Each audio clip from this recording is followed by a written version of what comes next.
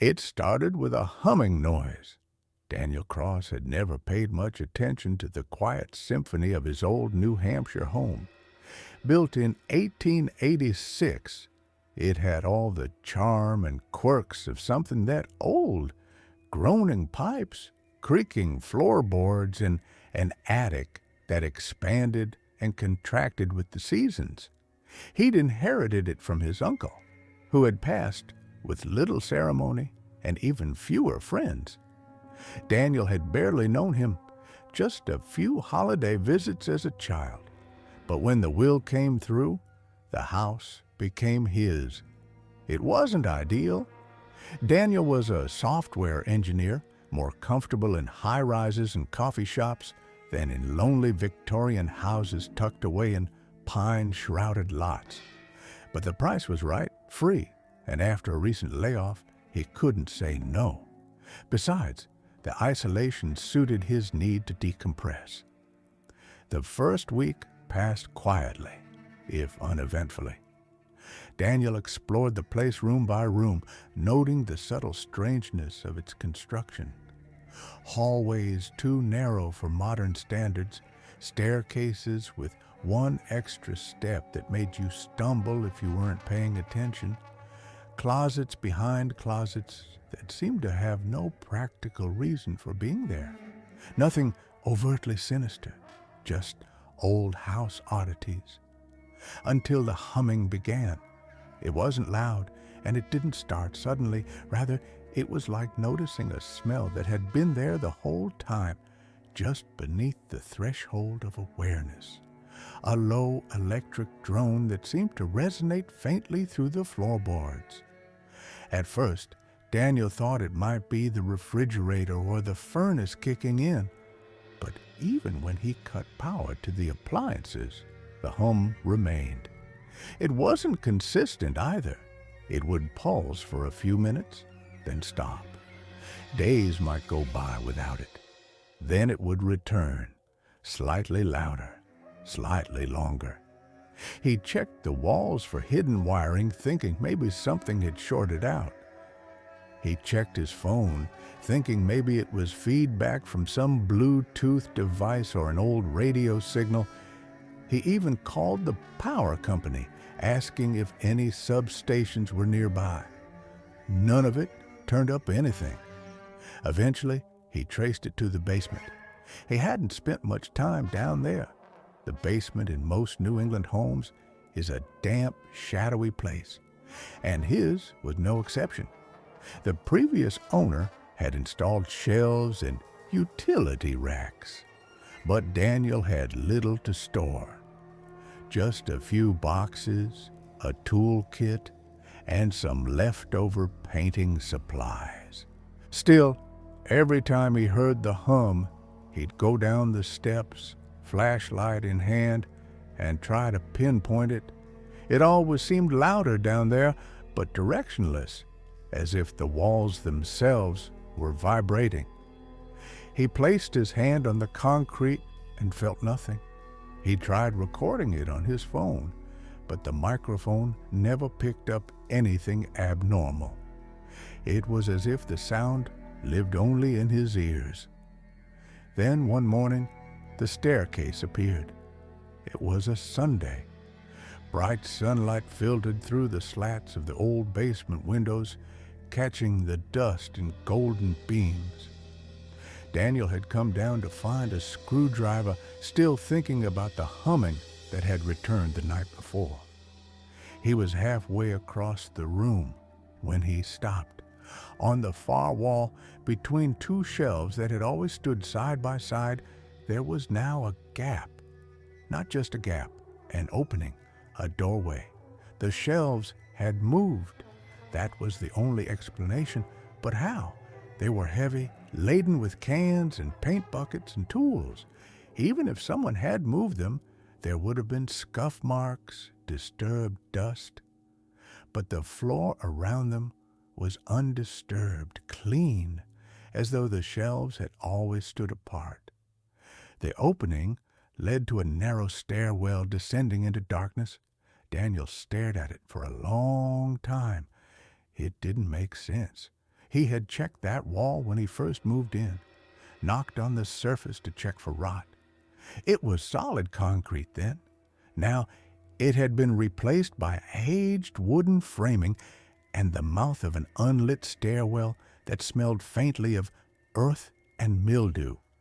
He stepped forward, drawn more by confusion than curiosity. The air coming from the stairwell was still and cold. He aimed his flashlight down into the darkness, but the beam seemed swallowed after only a dozen feet. The staircase was steep, the kind you'd see in old mines or hidden servants' quarters, narrow and with shallow, uneven steps. He called the town records office later that day, asking for any blueprints or construction permits for the house. The woman on the phone was polite but unhelpful. The house was too old, she said, and records from that time were incomplete. The most recent floor plan was from the 1970s, and it didn't include any basement extension or subterranean rooms. That night, he dreamt of stairs, endless, looping stairs that wound down like a spiral shell, tighter and tighter, until they opened into a cavern of black water.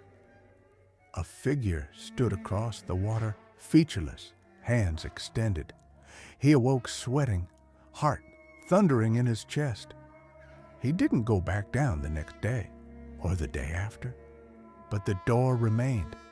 He tried to ignore it, though the humming was louder now, constant. It had a rhythm to it now, like a slow pulsing heartbeat. When he pressed his ear to the floor, he swore he could feel it reverberating through the beams. It felt alive. After a week, Daniel began to wonder if he was going crazy. Sleep was harder each night. He would lie in bed listening to the low drone rising from beneath, imagining it like a tide slowly filling the house. The walls seemed to breathe. The shadows stretched a little too long.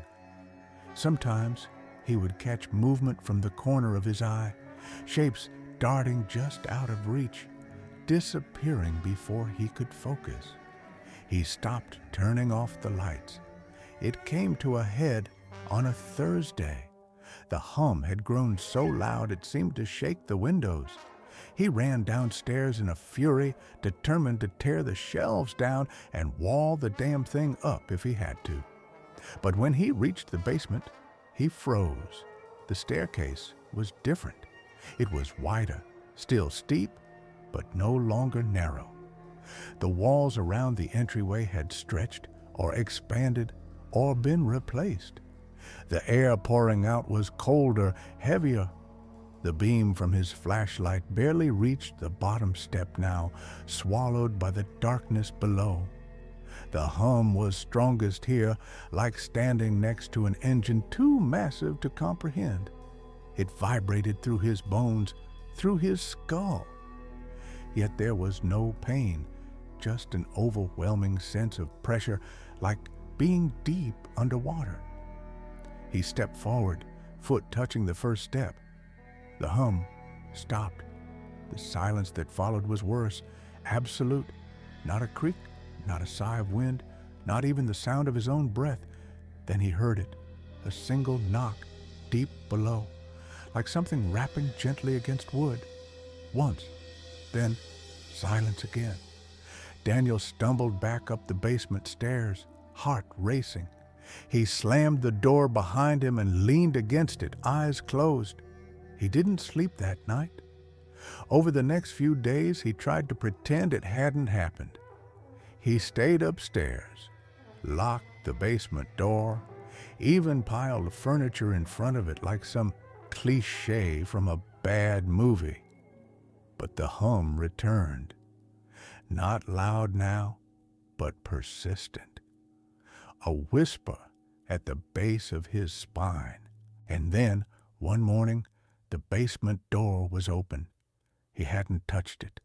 The furniture was untouched, at least it seemed to be, but the door gaped wide, and from the shadows beyond, the stairwell waited. The shelves were gone now, vanished entirely. The walls around the opening were slick with condensation. Something had changed. Daniel stood at the threshold for nearly an hour, flashlight in hand, unmoving. Finally, as if pulled by a thread, he stepped forward. His foot touched the first stair. The hum vanished again. He descended one step, then another. Each step echoed too long, like the air below was vast. The darkness devoured his light. The beam illuminated only the next few steps, then vanished into black. He glanced back once at the rectangle of light from the basement above, and then he went down, slowly, one step at a time. The staircase bent slightly, curving out of view. The walls were wood at first, then stone, cold, uneven, ancient. No wires, no outlets, just raw carved rock that felt far older than the house itself.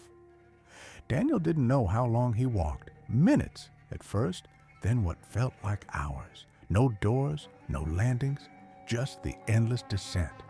He didn't feel tired. His legs moved without protest. His breath remained steady. But the air grew colder, the dark thicker. Sometimes he thought he heard whispers, so faint they might have been imagined, scraping far off like nails dragging against stone. He paused once, turned off his flashlight, and was swallowed whole by blackness. There was no ambient light, no glow from above. It was as if the world ended beyond the beam of his torch. He kept going. Eventually he stopped. He wasn't sure why. Something had shifted in the darkness. The hum had returned, barely perceptible, but different now, slower. It came from below and ahead. He turned, lifting the flashlight back up the way he came. But there was nothing. No staircase, no door, just wall, stone, and dark. The way back was gone. The stone wall stared back at him, rough and silent, as if it had always been there. Daniel reached forward, placing his hand against the surface where the staircase should have been. The cold bit into his skin, harsher than before, more final. He pressed harder, hoping against hope it was some illusion, that the way back was hidden in shadow. But it was solid, immovable, the texture of time and permanence. Panic bloomed in his chest, sharp and unrelenting.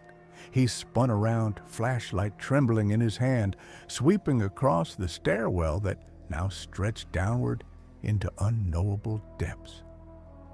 The beam flickered slightly, though the batteries were new. Every breath he took echoed off the stone walls, a rhythm that seemed to bounce back slower than it should, as though the space around him warped sound. There was no decision left to make. With the path behind him gone, the only way was forward or downward. He descended. The steps were dry, but brittle underfoot, crumbling slightly with each movement. The deeper he went, the more the walls began to change. They were no longer just stone. Patches of some dark, mossy growth clung to them, pulsating faintly as if alive. Occasionally, thin strands of something fibrous and wet dangled from above, brushing against his face or shoulders. Each time he touched one, it snapped with a wet sound and left a residue on his skin that glistened in the torchlight. Still, he continued. Time unraveled. Daniel could no longer tell if minutes or hours passed. His phone had no signal, no clock, just a black screen. His watch, too, had stopped at 3:17. The air was cold, but not biting. It had a density to it, as if he were walking through liquid rather than open space. At one point, the steps widened into a sort of landing. It was the first break in the monotony. The walls pulled away slightly, forming an alcove. In the center sat a small wooden chair, rotted and split down the middle. On it, rested a porcelain doll, its eyes painted with such precision that for a moment Daniel thought they moved.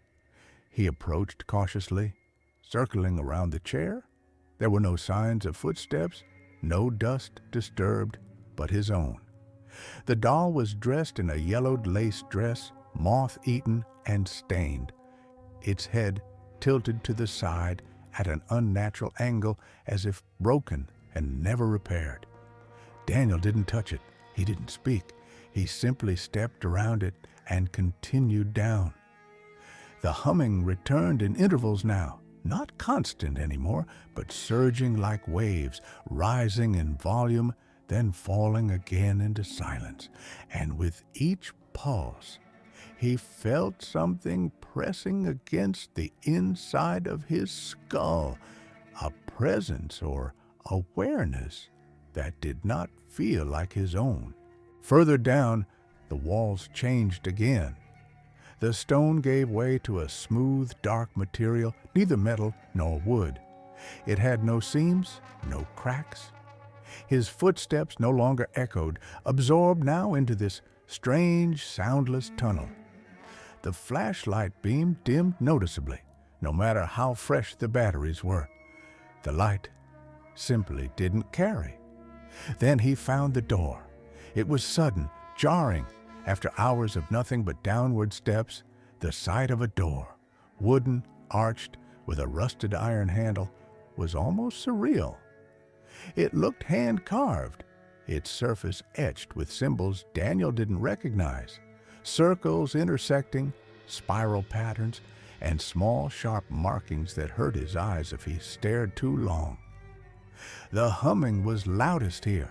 It emanated from behind the door like a generator spinning in place, humming low and constant, vibrating in his bones.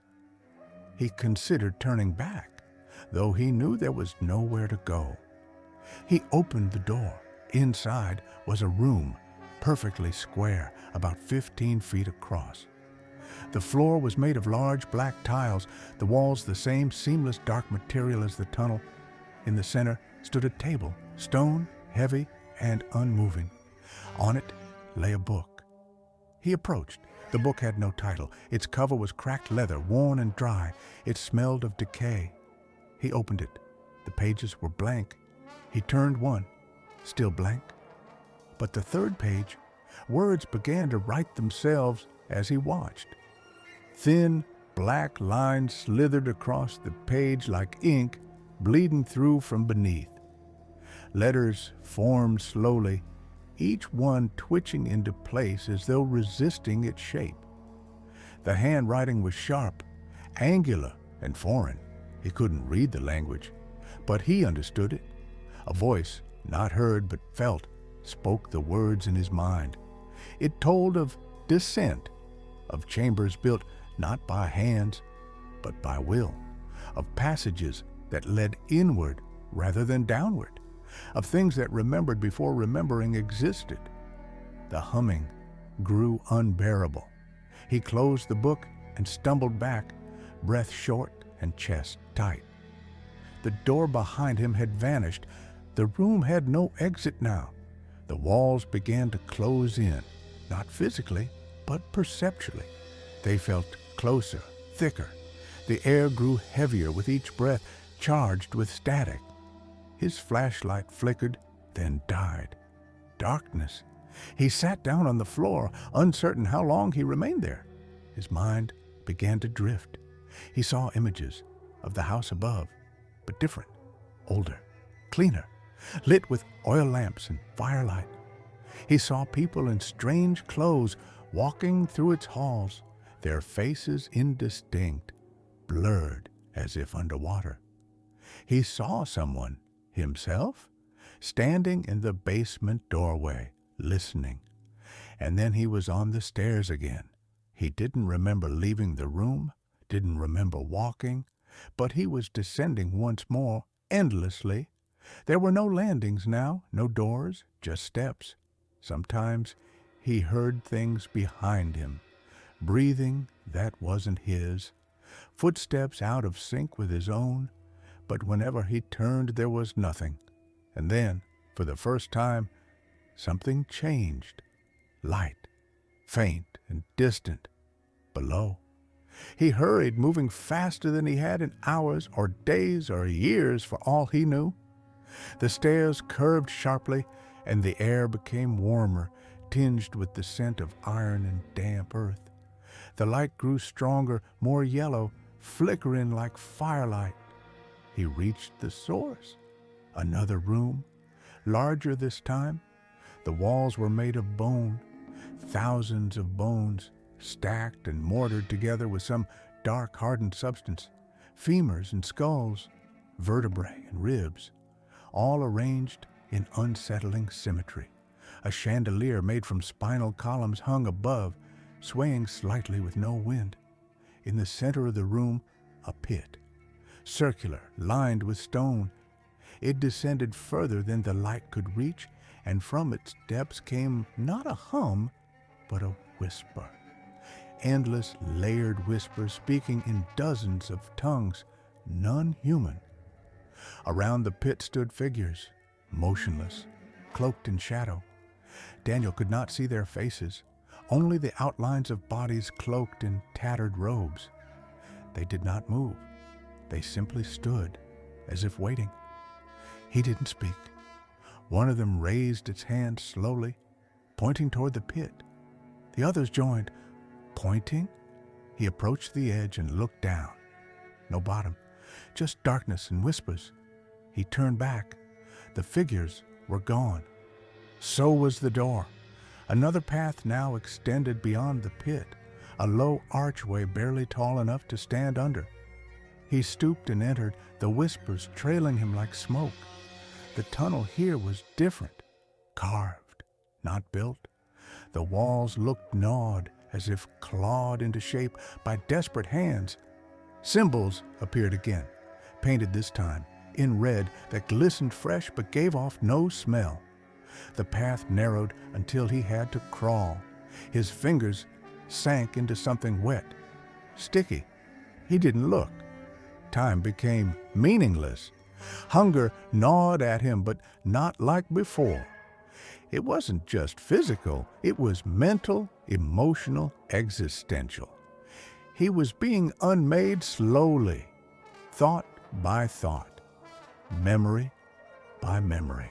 He forgot his last name, then his first, then why he'd come, then what come even meant, then a light again, closer. He reached a chamber, small, circular. The walls were mirrors, dozens of them fused into a sphere. Each reflected a different version of himself. In one, he was older, in another, younger. In one, his eyes were black pits. In another, his mouth was sewn shut. The reflections moved when he did, but sometimes one would lag or smile when he didn't. He stood there, unsure which was real. Then every mirror cracked, not shattered, cracked, hairline fractures spiraling outward like veins in glass. From each crack, something began to push through, not shapes, not creatures, just wrongness. He ran, back through the tunnel, the pit room, the stairwell, but it all looked different now. The bones were gone. The pit was gone. Everything was deeper, darker, colder. He kept running. Eventually, he collapsed. He wasn't sure where, just a step, another turn. His flashlight didn't work anymore. His phone was dead. He lay on the cold stone, listening to the hum, to the whispers, to the breathing that wasn't his. He thought of the staircase, of the doorway, of the life above, but it no longer felt real. It was a dream someone else had, a picture he'd once seen in a book. And still, the steps continued downward. He rose and walked. He didn't know when the footsteps stopped being his own. The descent had become instinctive. His legs moved not from conscious will, but from something older, deeper. Muscle memory twisted into a rhythm beyond thought. He could no longer recall the number of steps he'd taken, The number of times he'd closed his eyes and opened them to find the passage changed, steeper, narrower, impossibly silent. His body thinned, his skin grew tight against bone. Hunger faded into numbness. Time didn't exist here, or if it did, it no longer wanted him. The light was long gone. He saw with something else now, a sight born not from eyes, but from proximity to the wrong things. There were others now, shapes, silent ones, flickering at the edges of perception. They did not walk the stairs. They clung to them, crawled along walls upside down, silent and patient. Sometimes they reached toward him with too many fingers. Sometimes they whispered, not words, but sensations. He never looked directly. He knew better. He came to another room. This one was different. It opened abruptly, like stepping through the skin of the world into something raw and holy. The space beyond was circular, endless in its curvature, lit from above by no visible source. Light pooled unnaturally, sliding across the floor like liquid metal. The walls were impossibly tall, stretching up and up into a ceiling that shimmered as if underwater. The walls breathed. In the center stood a mirror. It was full length, framed in blackened bone, glass smooth as mercury. No reflection appeared at first, just gray static, like frost on a winter window. Then it rippled, and he saw himself. Not as he was now, but how he had been, standing in the basement, hand on the shelf, staring into the doorway that hadn't been there the day before. Behind that version of himself was the room he remembered, clean, well-lit, safe. The reflection lifted its hand, touched the frame. Daniel did the same. The glass melted beneath his fingers. A sound erupted, deafening and raw. Not a scream, not a howl, something larger, something meant for no ears to hear. The mirror shattered inward, pulling him through. The floor disappeared beneath his feet. He was falling, but not down. Through walls that bled memory, through ceilings that wept time, through corridors made of his own dreams. He saw them every moment he'd lived, replaying in bursts of color and light. But each was wrong, distorted, decayed. His mother with hollow eyes, his childhood bedroom collapsing inward like a mouth, his college graduation replaced by a funeral. The world reassembled around him, and he was standing, not on stairs, but in his house. The kitchen. Sunlight streamed through the window. Outside, birds chirped. A kettle whistled softly on the stove. The hum was gone. The silence felt full again, familiar. His breath caught. He looked down at his hands, clean, no dust, no blood, no tremble. He walked through the house, each step echoing too normally, too precisely. Every room was as he remembered. The photos on the wall, the worn armchair, the cracked tile in the hallway, even the smell, the old wood, the faint scent of coffee, was right.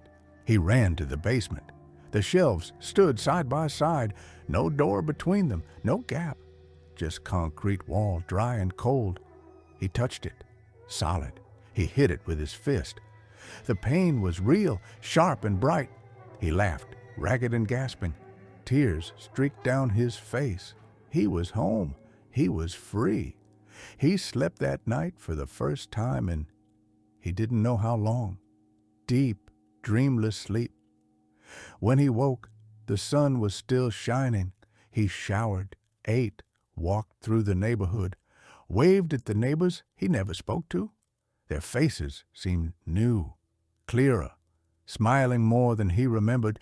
He told himself it was just a dream, a breakdown, a hallucination from stress and loneliness. The stairs weren't real. The door wasn't real. He had imagined it all. But part of him didn't believe it, and that part waited. Weeks passed, then months. Daniel started a new job. He went to the gym, cooked for himself, laughed with strangers. He wrote about the house, about the history, the architecture, even pitched a book to a local publisher, The Descent, as fiction. They were interested.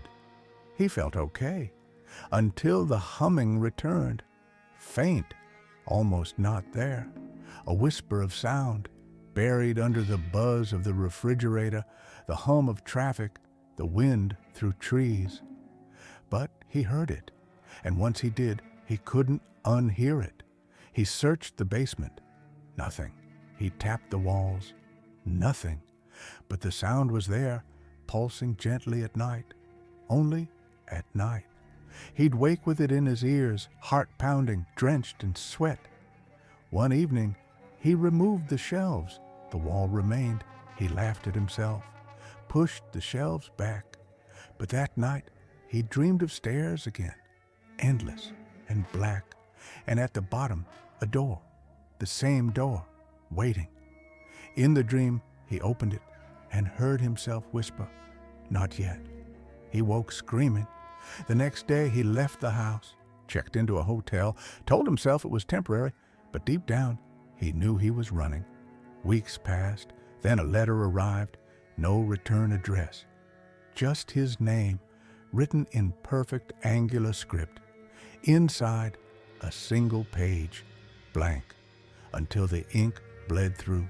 Letters twisted into words twisted into understanding. We are not done. The humming returned, louder now, and the dreams and the visions.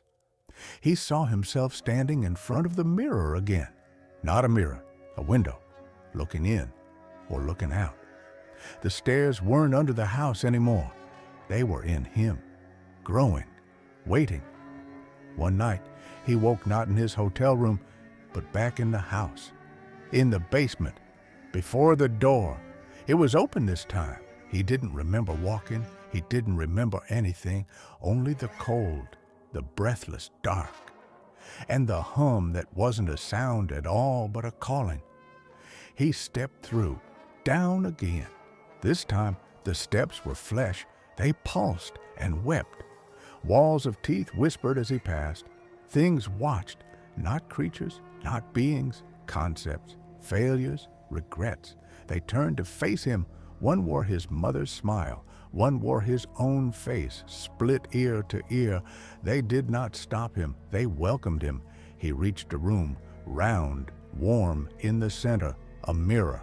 Again, but this one was not broken. It was whole.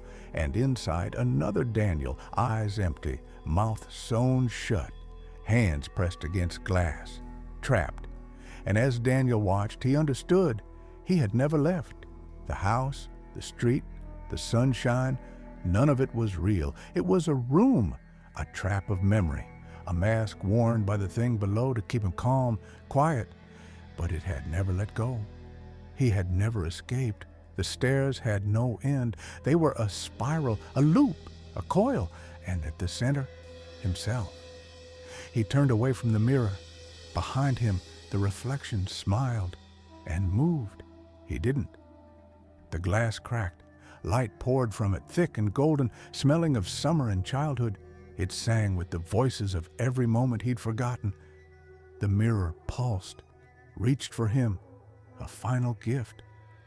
But Daniel stepped back, no longer afraid, no longer confused. He sat and waited. The hum grew louder. The room collapsed inward, walls folding into shapes that screamed geometry.